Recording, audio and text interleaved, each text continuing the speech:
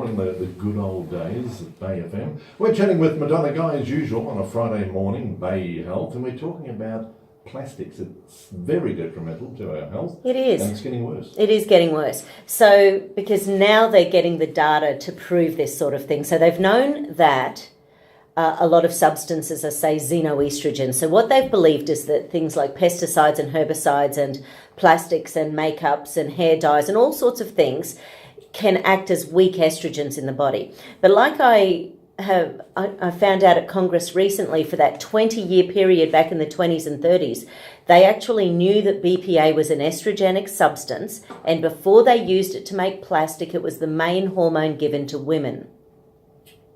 So there's a link. There's a big link.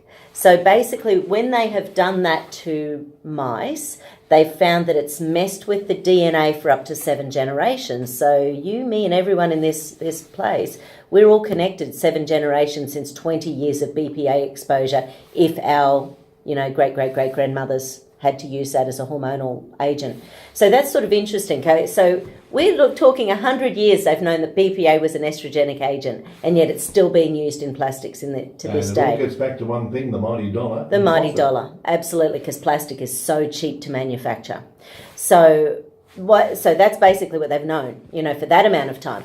What they now know, and I've mentioned this before, but I'll go through it again because it's so important. Men, since 1970, are releasing half the amount of testosterone as men born before 1970. So you're in the precious pre-1970. I'm okay. Yeah, you're okay. I wish I felt okay. I go to bed at 8 o'clock. I'm tired. Well, So it's one of those things where, and what they're now looking at is it's because of these environmental toxins, the plastics, and particularly the studies have been on BPA that they've injected into mice at the pregnant mice at the stage when the prostate is being developed, and what they've found is that not only it halves the amount of testosterone, but it actually creates a lot of prostate cancer. So they know that BPA activates not the testosterone in the body, but the estradiol once men become estradiol dominant. This BPA, this chemical, is still legally used in Australia. Absolutely, it's not illegal. It's banned in the States. So many companies choose to be BPA free because they know it's a good sales pitch.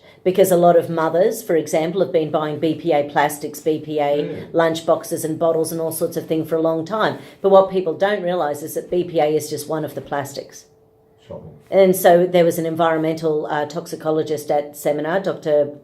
Peter Sly, and I'm hoping to get him on one day, and he was talking about the fact that BPA, there's also and I can't remember the numbers, but there's a BPG and a BPK and a BPL and a BP, there's varieties. There are, and they're all toxic. So it's not like you take BPA, and even if the government did regulate to say, okay, no more BPA, that's just step one. There's like another 1,000 steps to getting plastic out of our environment if someone doesn't. The oceans are full of it. Do you think back to that tsunami, that horrific tsunami that hit Japan? There's an ocean itself, a sea of flotsam, debris. Yeah. It's floating out in the middle of the Pacific, slowly drifting towards Canada and the west coast of the US. And they don't know what to do with it. It's quite phenomenal, isn't it? Go to Bali. If someone's been to Bali recently, they can vouch for this. You go for a swim now, the seas aren't like they are here, but plastic bags floating everywhere. Yeah, and I think I have seen videos where people can make bricks and houses out of that sort of. Have you seen those sort of things? Really quite phenomenal. I don't think I'd want to live in a plastic house though. Well, it's going to be interesting to see what we do with it, because we've got to do something with it. Like if you take it out of the ocean, what do?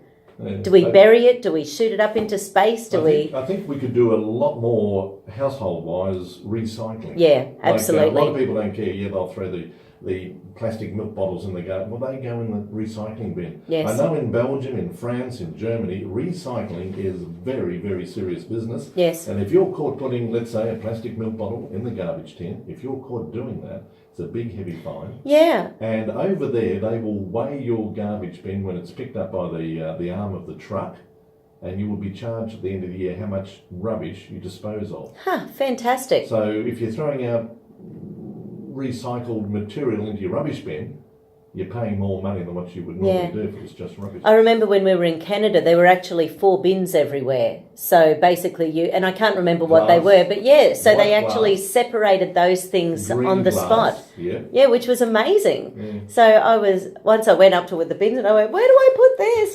So it sort of makes you we've think. got a lot to do in that department. We do. Unfortunately, I dare say councils around Australia, not just the Brisbane City Council or the Redlands, it'll be right around Australia, we will be paying per weight of our bins. It will come. It's inevitable. I might be wrong. Yeah, and that would be a good thing because once again, it just makes you think.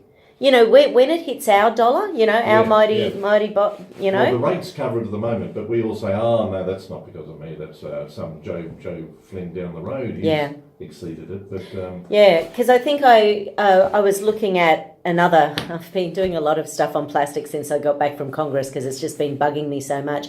And I was actually reading, a whole bunch of things that people do wrong with their recycling. So, for example, if you get a pizza box and chuck it in the recycling, that automatically makes the whole box unusable because the grease that gets into the bottom of the cardboard, that can't be recycled. So at least if you get a pizza box, rip it in half, put the top bit into the recycling and the bottom bit into your normal. So it really is about thinking about those things. Can it be used or is it just going to make your whole load unable to be recycled? Well, I fill my recycling bin every 2 weeks when it's collected, it's full.